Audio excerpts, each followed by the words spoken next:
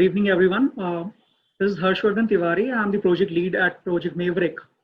This project is dedicated to Professor Shamnath Bashir and his goal of making legal education reach marginalized communities in every corner of this country. The entire idea is to create leaders and not followers, and access must be created where it is possible. And to that end, we aim at providing free training for law school aspirant for all law entrances. In this particular initiative, today we have with us Mr. Abhinav Singh Negi, who has graciously agreed to take GK sessions for Project Maverick. He has already taken some mind-boggling has received a lot of viewership and a lot of comments as well. Today he will be talking about climate change and why climate change. The reason being, a lot of things with respect to climate change are always being in news. The kind of passages it has the efficiency to bring it into the law and examination, especially CLAT. When we look into the newspaper, when we read the newspapers, I will just give you one example. 14 hours back, there was a particular news on Deccan Herald, a grim picture of climate change in India. That is how important this particular topic it is. It is a lot of articles are coming around this climate change thing, whether it is in the Indian newspapers or in the newspapers of American countries or European countries.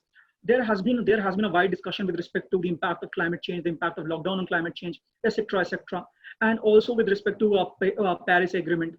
This particular session, I hope Sir will take us through the various environmental agreements. As far as I remember, when I was studying this environmental education, there was one thing called Kyoto Protocol, and I remember it till now that there's this term. I also remember writing one of the research paper on sustainable development. So, and having this particular subject in class 12. Uh, so that being said, and the passages which are coming down every given day, this topic becomes important. So over to you, sir. Take us through this particular topic. Hi guys, everyone who's viewing this video. So up until now, we've made a few videos on current affairs, and I was having a short chat with Harsh right before this video went live. So this is sort of a message that I want to give to all these people. You've given us an encouraging number of views, and it feels really good that the sort of things that we're trying to do is as far as received a positive response. But all those people who've been listening to our videos, I want to tell you guys that the way that I see these current affairs sessions is basically that I want to give a conceptual understanding about a lot of things, right? So for example, let's take the issue of, let's say, the agricultural crisis. And this is one of the videos that we did the other day. My apologies because that video was longer than expected. But if you look at what happened in that video, is that we talked about why agriculture is so bad, why are the farmers facing distress, and why are they committing suicide, etc. Right? So we aimed at looking at the causes. And the thing is that when I was writing CLAT in 2011, the current affairs portion was not even there. It was non-existent, right? So it was basically legal reasoning, mathematics, English, etc. But the way that the topics are structured right now is that the way that the CLAT exam is structured right now, it's fairly current affairs heavy. And so there's a lot of material available in the market, some of which you can purchase, some of which is for free, wherein they give you specific data points. They will take you through the current affairs with monthly current affairs as such, right? And however, what I've been telling, and I said this in the introductory video about Project Mavic yesterday also, is that one should focus more on reading newspapers and listening to good TV debates, right? Because at the end of the day, all these current affairs capsules that you get, those are basically supplements, right? And nothing can replace newspaper reading. So I'm going to assume that you guys will listen to me and you will start focusing on reading the newspapers. Now, the biggest problem that deters people from reading newspapers is sometimes people get intimidated by whatever articles are written in the newspapers. Because let's say you start reading about climate change and a lot of terms will be thrown around. There'll be mentions of Paris, then there'll be mentions of Kyoto Protocol, then there might be other mentions as well, right? And at that point of time, you might feel intimidated in the sense that you would not know what the broader context is. So you might be able to lift off some data points from that particular newspaper. Acha, is meeting mein ye bola hai, this particular leader said that, or this is this country's commitments towards climate change. But I don't really think that the sort of questions will be framed from there. The sort of questions that you'll get in CLAT is basically, let's say, 3 paragraphs from that particular newspaper article, right? And if you don't have the confidence daily to read newspaper articles, I don't see how you will be able to do good in the CLAT exam, right? So the focus herein is to we'll give you some tidbits of relevant information, but the general idea is to make sure that you understand everything that there is to climate change, so that whenever you're reading newspapers and then whenever you read anything published in the newspaper articles, you're able to very well contextualize whatever is given, and then you're able to make notes of your own. And I think that itself will make you perform much better in the exam. But I'm also open to feedback, so you guys can comment and let Harsh or anyone with Lawseco know if you're happy with this approach. Otherwise, we can anyways and any day shift to the capsule approach, wherein we give you certain data points, which is anyways available on the all over the internet for free. So after having said that, let's just start with climate change. Let me try to find a way to share my Harsh, whoever the host is, they've disabled attendee screen sharing, so can you enable that for me? So let's talk about climate change, right? So when we talk about climate change, it's basically, we are talking about a long-term event in the weather of the place, right? In the climate of the place. It's not about कि 10 दिन पहले मौसम ऐसा था and today the weather is slightly different, or last year the weather was such and so, the climate was such and so, and today it's slightly different. When we talk about climate change, we generally refer to much longer durations, much longer periods. Let's say when we talk about climate change, we're talking about 100 years, right? So let's say today's context of climate change is basically when we talk of, there is this term which you will see in a lot of climate change negotiations and meetings in which the world leaders participate. There is basically talks of making sure that the earth goes back to the pre-industrialization level. So industrial revolution was carried out in the 1850s, right? So the time frame that we're talking about is a good 150, 200 years. And that's the time frame that we need to study when we want to talk about climate change, etc. Right? So as we talked about, climate change represents a long-term change in weather patterns, right? So for example, let's take the context of the last 100 years. So scientists through many studies have now conclusively, there continue to be a lot of people who deny that climate change is a thing. There are large numbers of people who believe that climate change is a myth and a hoax, but let's not engage with that. Climate change is the reality. There is reasonably good solid evidence provided to us by the scientific community, right? So for the last 100 years, and particularly for the last 2 decades, we have been facing the brunt of climate change. So for example, since 1992, every year has been one of the warmest years on record, right? For example, 2006 was the hottest year in the history of the earth on record, right? And then worldwide, and then July 2019 was the hottest month on the record, right? And based on many calculations that scientists have made, a paper was published in the IPCC. We will read about what IPCC is, which basically says that scientists think that 2020 will likely be the hottest year on record, and the probability of 2020 being the hottest year on record is about 75 to 80%. So it's very likely that every successive year from now on will be the hottest year on this planet, right? So which basically sort of indicates that humans as a species are failing in the fight against climate change. Okay, so let's try to look at what causes climate change, right? So there is this term called greenhouse effect. I'm sure most of you would have heard about this, so let's go through this quickly.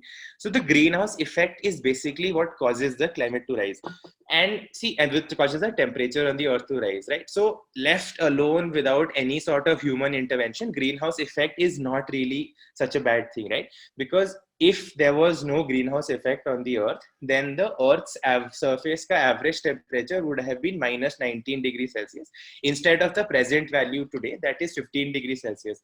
And had the average temperature been minus 19 degrees Celsius, we would not be talking about these things, because it would not be conducive to life. So because of the greenhouse effect is the reason why there is life on the earth, and other planets do not exhibit it, or some planets exhibit it to such a high extent that then there is too much heat on their surface for it to be conducive to life, right? So let's look at how the greenhouse effect works, right? So sun, which is the source of all energy in this solar system, it emits high energy short wavelength radiations that penetrate the Earth's atmosphere, right? Because the wavelengths are short, the frequency is very high, and these are very, very high energy wavelengths. So they are able to penetrate the surface of the Earth. However, out of these, let's say 30% of the energy is reflected by, let's say, the oceans, the surface of the Earth, the atmosphere, etc. Right? So this measure of about 30% of the sun's energy being reflected, it's called the albedo of the Earth, right? So every surface has this property wherein it reflects certain light and radiation, and that's the albedo of that surface, right? So now 70% of the energy that we get, 30% of the energy that we get from the sun is reflected back into the space, and then we are left with 70% of that energy, right?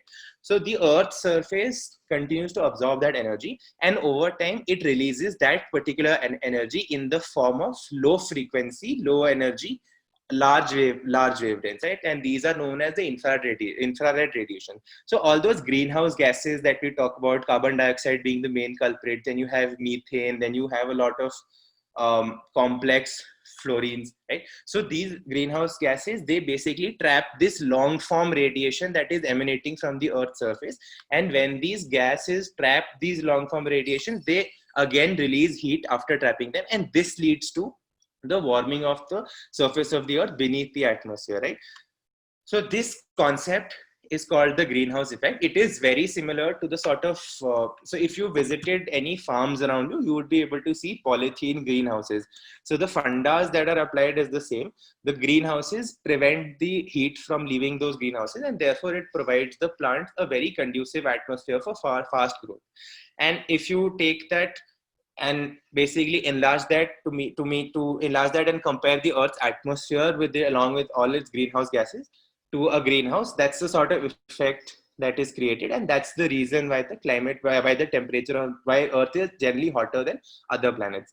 If other planets had existed at this distance from the sun without this particular atmosphere, okay. Now, having understood the primary reason as to why the Earth is heating up, let's look at the impacts and the cost of global warming, right? So scientists predict that there would be a 1.5 degrees Celsius global warming. And there was this report published in October 2018 in South Korea by the Intergovernmental Panel on Climate Change. Now we'll read about what the IPCC is. So this report basically says that in the last decade, we've seen a lot of record-breaking storms. In the beginning of this year, before coronavirus was a thing, all of us thought that the Australian bushfires would be the defining event of this year. And I think most of us have forgotten what the Australian bushfires in the first place was, right? So we've seen events like record-breaking storms. You have hurricanes, you have cyclones. We recently had Cyclone Amphan, which came on with a lot of intensity, right? And then you had forest fires, droughts are also there. A lot of corals have been bleaching. Then there are general heat waves. There are floods around the world, right? And this has happened just with the rise of 1 degree Celsius from pre-industrialization levels. Now, obviously, if the temperatures rise to 1.5 degrees Celsius, then the effects would be worse. And then if they rise to 2 or 2.5, then the effects would be far worse, right? And this study has been published by IPCC, Special Report on Global Warming. And it's basically a compilation of 6,000 studies conducted by independent scientists, right? So these are not sponsored studies. These are not biased studies. These are proper neutral studies. And all of them say the same thing, that climate change is real and climate change is an alarming threat to humanity and to the planet itself, right? So now these reports say that we've already been very late with regard to taking any sort of action. And they've basically sort of said that even if we take certain actions right now, we can't prevent climate change. We can't prevent global warming. What we can do is we can, let's say, substantially delay the effect of global warming, and we can delay the eventual global warming. But these reports now say that we've lost a lot of years and global warming is effectively a reality now, right? So before we proceed further, let's look at the impacts of global warming, right? So because CLAT is an objective type paper, you will really not be asked about what are the impacts of global warming. So these in itself are important topics, but I'll be covering them pretty quickly because I don't see the potential of all of these coming in, let's say, an objective type paper, right? So first impact is rise in sea level. So rise in sea levels is for obvious reasons, right? Because your glaciers will start melting. That would mean that more water will run off from rivers to the oceans. Then your polar ice caps will start melting, which would again mean that the volume of water will increase. And once that happens, a lot of these, so there are this category of countries called SIDs, small island developing states, right?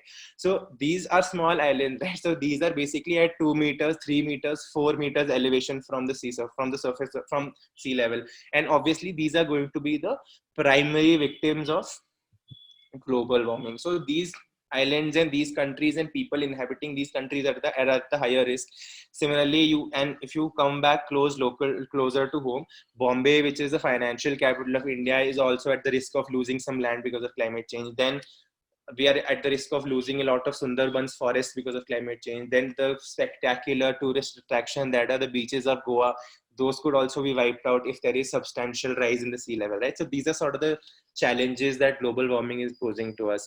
Then there is obviously changes in rainfall pattern, because there is rise in sea level, there is change in the temperature of the oceans, there is change in the acidic pH level of the oceans, and all of these obviously have an impact on your rainfall pattern, right? And then there is an increased likelihood of extreme weather events such as heat waves, flooding, hurricanes. I don't think I need to give examples like this particular year 2020, the spectacular year that 2020 has been. We've already seen extreme heat waves, forest fires, flooding, and hurricanes, right? So I really don't need to tell you much about this. Then there is an issue of melting of ice caps and glaciers, right? So there are various studies by IPCC and other relevant bodies which basically are pointing out to the fact that the rivers today might be able to, so if you look at rivers like Ganga and Brahmaputra and Satluj and Indus, right? So these are sustaining huge chunks of population, and all these rivers have glacial origin, right? So right now they have water, and they've been they've always been so full of water because the ice at the glaciers has been melting at a steady rate. But what is happening right now is that because of increase in because of increase in the Earth's temperature, initially there will be an abundance of water. So we might be really happy that these rivers are providing us with much more water than we used to have before, and our irrigation will become better, etc.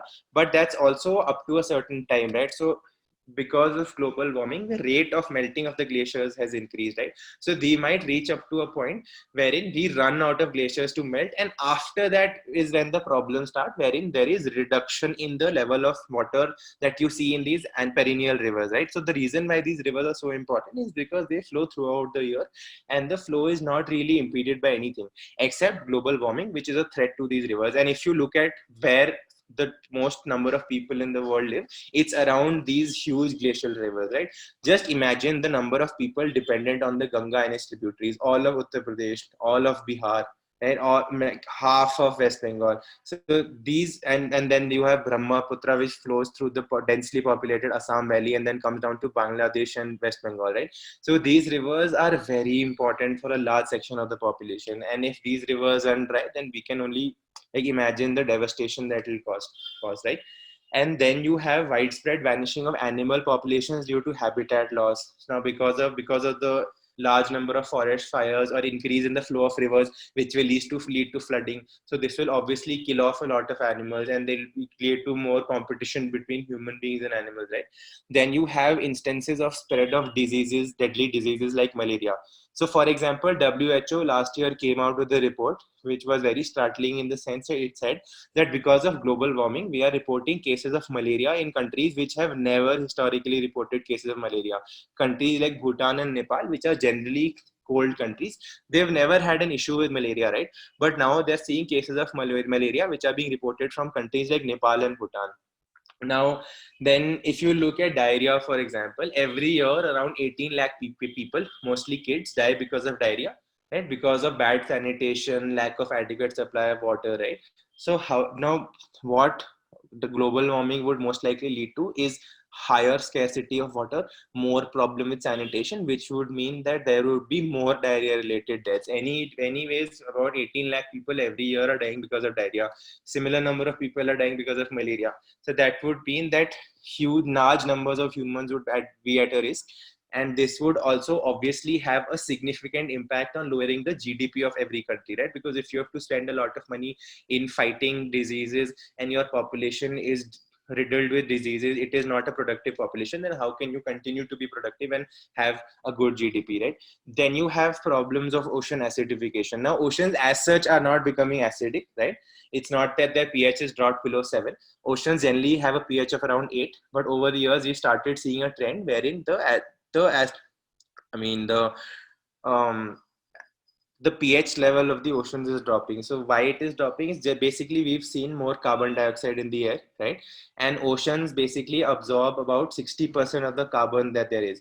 Now, if more and more carbon dioxide is produced, the oceans continue to absorb more carbon, and that leads to an increase in the concentration of OH negative ions. And with the increase in the concentration of OH negative ions, the pH of the solution keeps on lowering, right? So that is creating a problem. Now, how it is affecting people, affecting organisms in the oceans.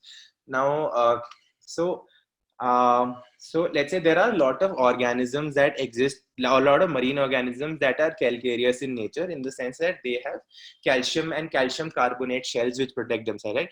So as and when the pH of the water keeps on decreasing, it is harder for those animals to maintain those calcium carbonate cells, and therefore with increasing acidification, those animals will start losing their shells, and that will create a problem for the entire marine ecosystem, right? And then you have the problem of ocean deoxygenation. So the amount of oxygen in the oceans is also reducing. I have tried to look at this report that came out in December 2019. It was titled Ocean Deoxygenation, Everyone's Problem, and this was released by IUCN. Okay, so IUCN is an international union for conservation of nature. So this report basically says that oceans are increasingly experiencing lower levels of oxygen, which are threatening marine ecosystems and fish species that are already impacted by global warming and acidification, right? So there are two reasons why the, let's say, sort of oxygen content in the oceans is decreasing very quickly. First of all, because oceans are warming up, they hold less oxygen and less gases, right? So the reason, let's say, it's a very simple fact, right? The colder a solution is, the more gas it will trap. And that's the reason why you enjoy your Coca-Cola or any other soft drink when it is colder, because it is able to trap more gases. So because of the fact that the temperature of the planet is increasing, obviously the temperature of the oceans is also increasing, and therefore the amount of oxygen or air dissolved in the water is reducing, which basically means that now marine animals will have to fight higher for a limited amount of oxygen. Now, similarly, warm water also raises the biological oxygen demand. So biological oxygen demand is basically the oxygen that is required for living and decomposition of all the marine animals. So this is further eating up a lot of already diminishing oxygen. And if the oceans run out of oxygen, then you can only imagine the catastrophe that will be unleashed. Now, then another issue is nutrient pollution, which basically is a term for it called eutrophication. Now, it is causing oxygen loss in coastal waters because a lot of fertilizers, etc., are being pumped into the oceans. Now, this is obviously not directly related to climate change. So, the first contributing factor to ocean deoxygenation is a direct result of climate change, that the oceans are basically becoming warmer, right? So, this is another problem that our oceans are facing. So up until now, we've basically discussed what are the sort of environmental impacts of climate change. What I want to do now is I want to talk to you about the institutional mechanism that mankind has developed to tackle climate change. And therefore, what we discuss from now is basically the institutional and global governance impact of climate change. Okay. So the first body that we need to look at, and this is a body that I mentioned earlier on also, is the Intergovernmental Panel on Climate Change. Now, as the name suggests, it is basically a panel of just formed after coordination by and between multiple governments in the world. Right? So in December 1988, United Nations General Assembly passed a resolution for setting up of IPCC, right? So 1988, 1990s is basically the time when populations and governments around the world started realizing and talking about the fact that things are feeling different. It was basically about let's say it was about 150 years since industrialization had taken place and records are being properly maintained, and they started questioning as to why are we seeing warmer months, why has the rainfall pattern changed so much, why are we seeing random floods, why are we seeing increased incidents of extreme weather events. And so late 1980s and early 1990s is basically the time when the world community started questioning and started thinking about climate change. Okay, so the Intergovernmental Panel on Climate Change was established by UNEP. We've read about this in the UN video that we made before this. So UNEP is basically United Nations Environment Program, and then you have the WMO, which is World Meteorological Organization. So they set up this IPCC, and the role of the IPCC is to provide governments of the world with clear, regular scientific assessment on climate change, its implications and potential future risks, as well as to put forward adaptation and mitigation options, right? So IPCC is basically sort of a research body, right? So obviously the global community and the governments all over the world need some studies, they need some scientific evidence, and they need data to formulate policies, right? So it's the job of the IPCC to formulate these policies for the government. Now, a very interesting thing about IPCC is that IPCC does not conduct its own research. Therefore, one cannot say that the IPCC is biased. It basically goes through all the reports that are submitted to the IPCC by different scientists around the world. So, for example, the recent report that I talked to you about, it was a compilation of 6,000 studies across the world, right? And if, let's say, 6,000 scientists across the globes, across all political spectrums, across all, let's say, continents are saying the same thing, then you can easily come to the conclusion that these reports are not biased and this is the objective truth, right? So now every year thousands of scientists across the world contribute to the IPCC, and IPCC releases what it calls as assessment reports, which are written in a non-technical style because it is written for the ministers and government leaders who are mostly never scientists, right? So if you have to talk to world leaders, then you obviously have, and policymakers who are generally not technocrats and they lack technical expertise. So therefore the assessment reports are very simple reports which basically tell world leaders very simple things. This is the danger of climate change, this is the timeline of the danger that we predict, and these are some steps that you can take to mitigate climate change, right? So up until now 5 assessment reports have been published, the latest being published in 2014. And now IPCC is in its current 6th assessment cycle where it is compiling a lot of studies, and the 6th assessment report is most likely to come out in 2022. So from current affairs perspective, this would have been important in 2014 and then it will again be important in 2022, but you should have an idea of what this body is, which is the IPCC, because the reports that are issued by the IPCC are the ones basically which are mentioned in every newspaper article and all studies and all books and all commentaries on climate change, because it is the most authentic source of climate change data. Okay. So then you have the United Nations Framework Convention on Climate Change, also called the UNFCCC. Now, this is the crux of this video, and this is what we have to focus the most on, because this is most likely the areas where you'll have certain questions coming from, right? So in 1992, the United Nations Conference on Environment and Development, so it was a conference that was organized in 1992. It was also informally called the Earth Summit. This happened in Rio de Janeiro, Brazil, and this is the year, right? I told you late 80s and early 90s when the world community started talking about climate change and they started seeing the damages caused by climate change, right? So this Earth Summit succeeded in raising public awareness of the need to integrate environment and development, and this is basically from wherein you see the concept of sustainable development, etc., emerging, right? So in the UNCED, you had 190 countries which pledged their commitment to achieve by 2010 a significant reduction in the rate of biodiversity loss at global, regional, local levels, right? So the main idea was to tackle biodiversity loss. However, as an offshoot, the UNCED also developed the first multilateral legal instrument on climate change, and this global legal instrument was called the FCCC. So there are 195 parties to the UNFCCC, which makes it one of the most prolific and, let's say, ratified global agreements, right? then there are, and after 1992 there were subsequent negotiations on different aspects of climate change. They needed to build consensus, they needed to make sure that people are at the same level, right? And then they primarily said there are certain principles and objectives that are being set out by the UNFCCC, and the entire discussion and policies, etc., with regards to your climate change are going to emanate and be bounded by the UNFCCC framework. Okay. So now comes a very interesting part of this video called the Kyoto Protocol. So this is called the COP3.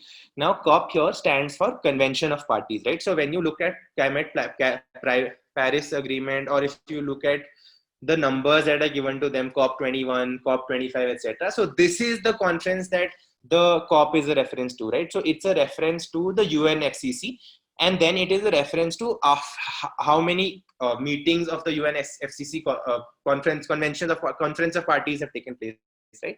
So the Kyoto Protocol was the third meeting under this, and therefore it is called the COP3. So this was conducted in 1997. So as I told you, by 1995, there was general global consensus that emissions have to be reduced. But the provisions in the UNFCCC were very, let's say, tribal, for a lack of good word.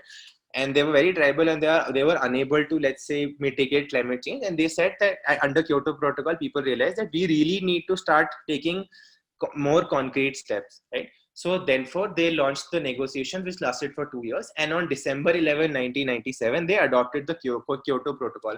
Now, because you had to have like about 195 countries agree to the nitty-gritties of the Kyoto Protocol, it entered into force on February 16, 2005, right?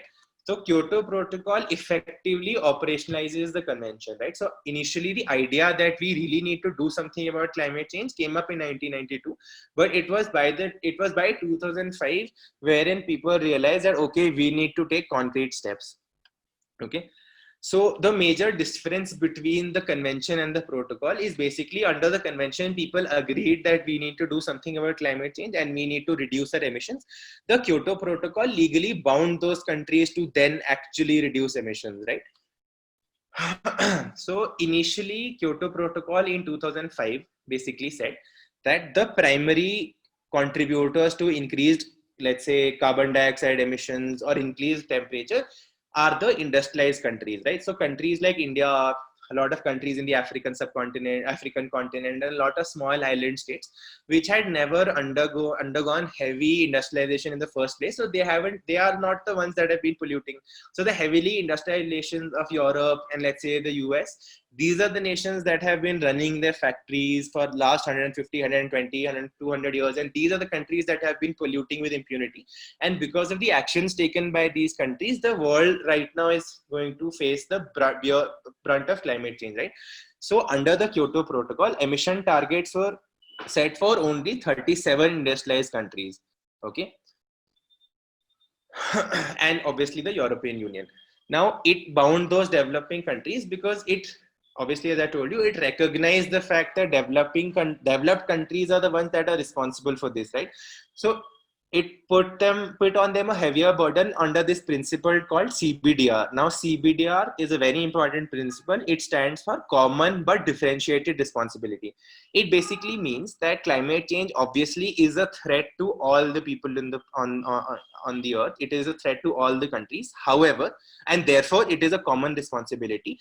However, it is also differentiated in the sense that some countries have contributed a lot more to climate change, right? For example, compare the contribution of United States of America, which is a heavily industrialized nation, and then you compare the contribution of, let's say, a country like Kenya. Now, obviously, both the countries have not contributed to global warming at an equal level. Therefore, the sort of steps that these countries should also take should also not be at an equal level. And herein the principle of equity comes in. And this general principle is the principle of CBDR, which is Common but Differentiated Responsibility. Okay. So there are certain interesting mechanisms that were put forward in the Kyoto Protocol. For example, they said that most of the countries are supposed to, let's say, abide by the targets, and they have to reduce emissions largely by domestic action. But they also realize that that might not be the most efficient thing. So they gave these countries a certain leeway and, let's say, some like a little sort of wiggling room, in the sense that they realize that at the end of the day, the goal is that globally emissions have to be reduced, right? So obviously these countries have to reduce emissions at the global front, but if they cannot reduce, let's say if they can only meet 85-90% of the target, that's also a good job.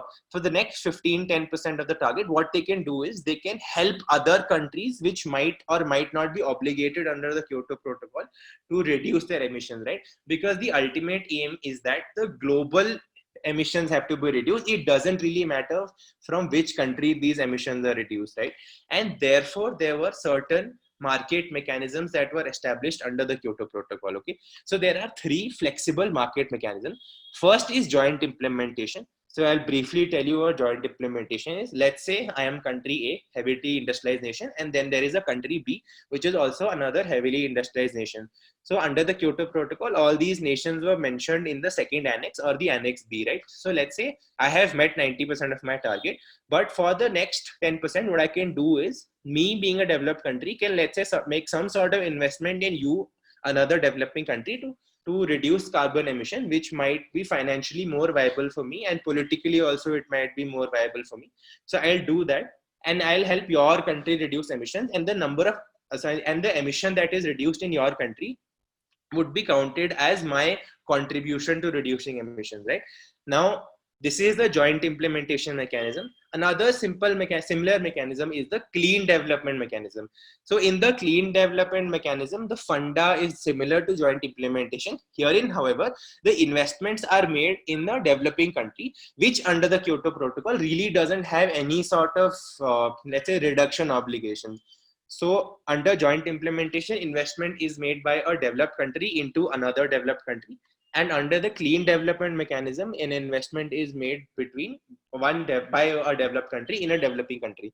And then you have the third and the most popular, and also now the most controversial, which is the emission trading market, right? So it basically said, let's say I'm a country, I was supposed to reduce emissions by 100 units.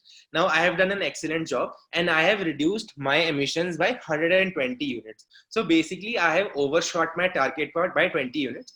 And then there is country B, which was supposed to reduce 100 units, but they've only been able to reduce 80 units.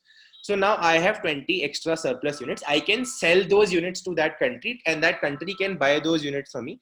So it acts like an incentive for me, because the reason why I've been able to reduce 120 units when my commitment was 100 units was because I am an efficient country, and it is in my larger interest to reduce these emissions, and I have the potential and the capability to do more than I committed, right? However, at some end there is another country which for multiple reasons could not achieve its target. Therefore this market creates certain incentives for me to be rewarded for my good job, right? And this is what the emission trading mechanism was.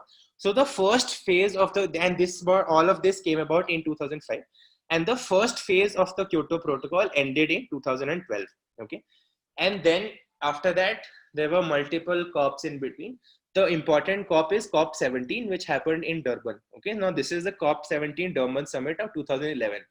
So herein the Indian contingent had gone with two major demands. First, they said that the principle of equity should be maintained, because right after Kyoto Protocol was signed, obviously the developed countries started complaining, especially they started raising their voices against India and China, because they said that these countries are huge countries, and they agree that these countries have to develop, they have to industrialize, but the cost of India and China, which is basically about 3 billion people, industrializing at the same time would be catastrophic for the environment. This is the narrative provided by them. However, countries like India and China continue to stress on the principle of equity, and they're saying that you guys have already polluted for the last 200 years, and by that you have developed. Let us also pollute our fair share and let us develop. We will do as much as we can. However, the larger obligation should be on the already developed countries, because you guys don't really have problems like feeding a hungry population, providing employment to so many people, eradicating the burden of diseases, right? Because all of these things have been done by the developed countries in the past,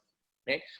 So under the COP 17 Durban Summit, because the first phase of Kyoto Protocol is supposed to come to an end by 2012, they said that now let's finalize the 2015 deal, right? And then let's launch it by 2020. So India was also in the favor of launching another set of protocols by 2020, right? So this COP17 Durban summit secured the second phase of Kyoto Protocol and said that the second phase of Kyoto Protocol will continue until 2020, and 2020 is when the new climate agreement and the new protocol would come into force. So under the Durban Summit, they also launched a new fund called Green Climate Fund, wherein basically a lot of developed countries were supposed to put in a lot of money. And then this money was to be judiciously used in the developing world to combat global warming. Now, after that, you had the COP at Doha, COP18 at Doha in 2012. Now, the Kyoto Protocol was amended so that it could continue for another 8 years period, which started in January 2013. So the Kyoto Protocol continues to be operational until January 1st, 2021. Okay. Now comes a very important climate change agreement called the COP21 Paris. And COP21 Paris is also is basically what it basically laid the groundwork for what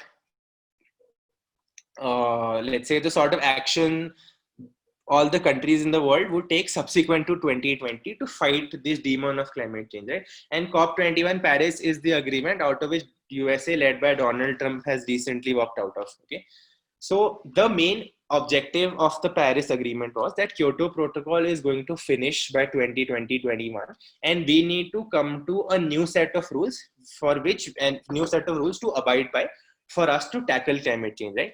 So the Paris Agreement was signed with an objective to limit increase in global average temperature, and they said let's not allow the temperature to increase beyond 2 degrees Celsius, right?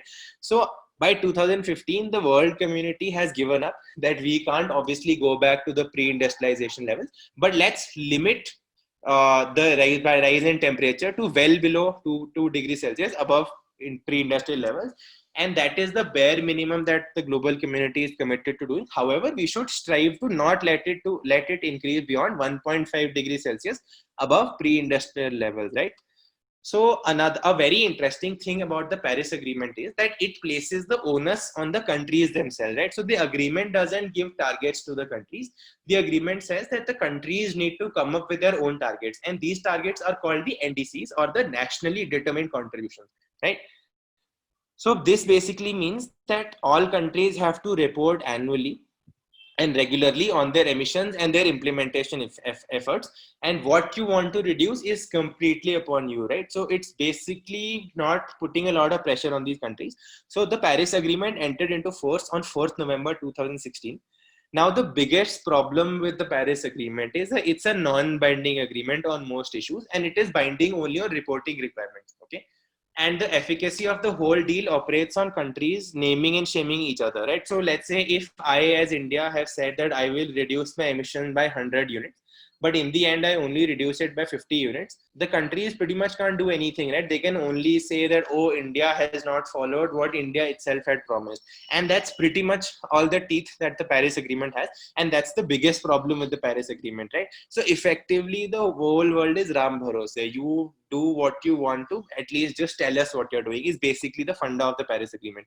Okay, so after the Paris Agreement, let's look at what India committed to, right? Let's look at India's NDCs. Okay, so India said initially that we will reduce our emissions intensity by 33 to 35% by 2030 from the 2005 levels. Okay, so emission intensity is basically volumes per emission of per unit GDP. Okay, so India said that we will reduce emissions by 30 to 35% in the next 25 years.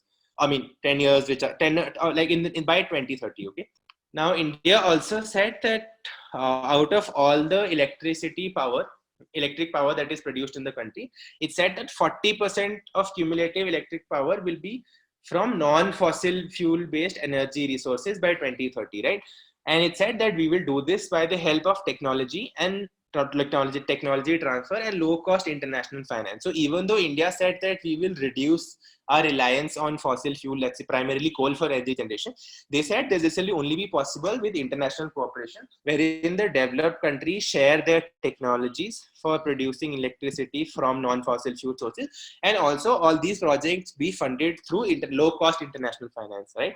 Then India also said that we will also create an additional carbon sink of 2.5 to 3 billion tons of CO2 equivalent through additional forest and tree cover by 2030, right? So India went there and overcommitted and said we will basically sequester or capture an additional 2.5 to 3 billion tons of carbon dioxide equivalent, right? So if you now look at the news wherein they keep on saying that the forest cover has increased, etc., you can now see where the motivation and the drive to increase the forest cover comes from, right? Because India has at a global stage gone and already said that we will plant more trees and we will create an additional sink of 2.5 to 3 billion 3 billion tons of carbon dioxide. So this is what is pushing India to have a very aggressive push towards increasing forest cover. Okay. Then it also said that we will put in better adaptation techniques and we'll focus specifically on water resources, Himalayan regions, coastal regions, health and disaster management, etc.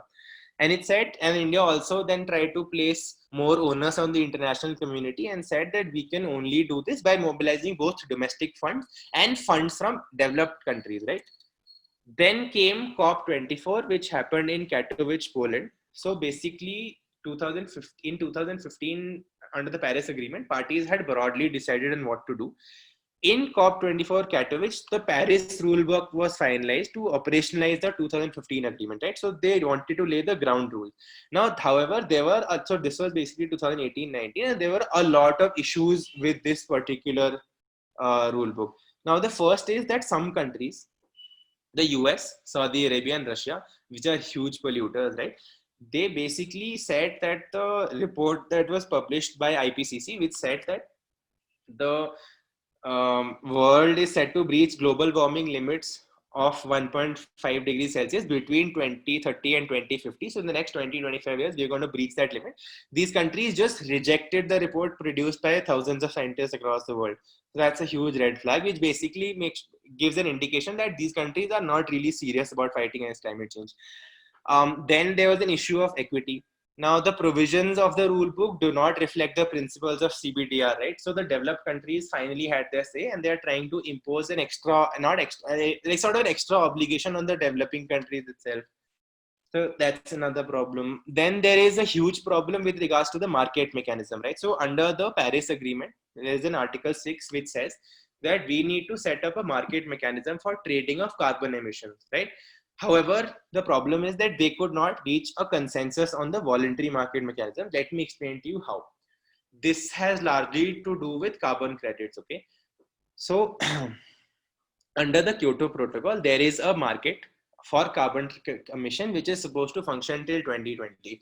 However, a lot of countries like the US, Canada, etc., have basically said that we don't believe in this and we are pulling out of these climate change talks. And therefore, these countries are not interested in these, let's say, not interested in reducing these emissions. However, at the other end, developing countries like India and Brazil and China had taken this issue very, very seriously, and they had substantially cut their emissions because they realized that if we cut emissions, then we'll have surplus carbon credits, which we can sell in the international market and maybe use that money for, let's say, building infrastructure or whatever.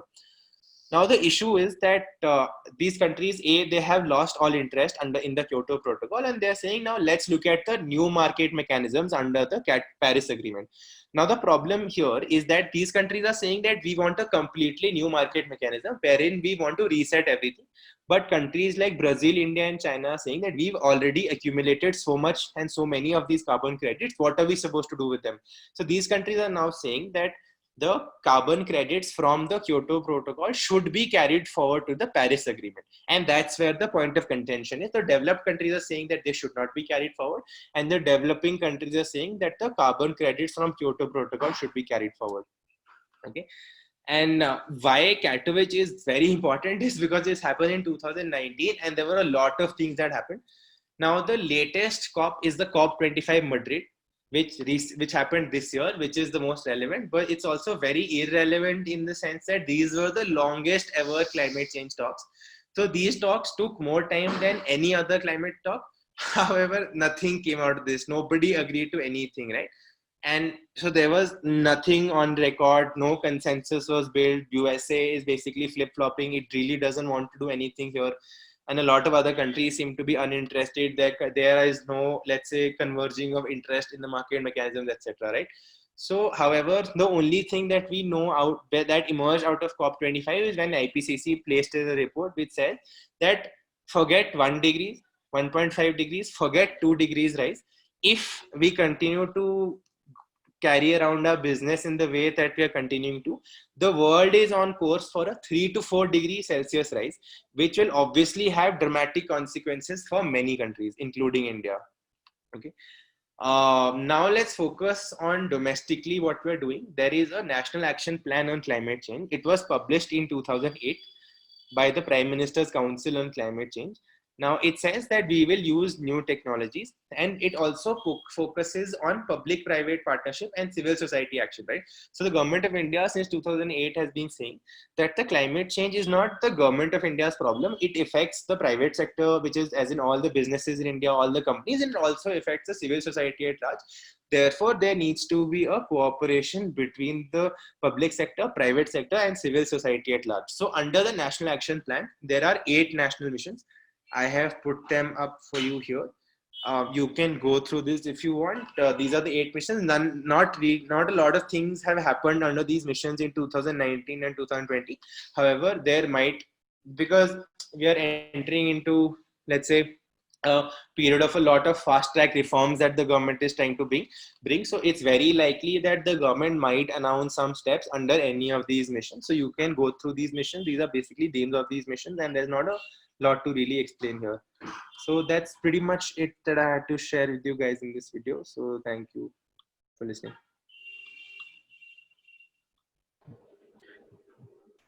Thank you so much, sir, for joining us today and taking us through this particular topic.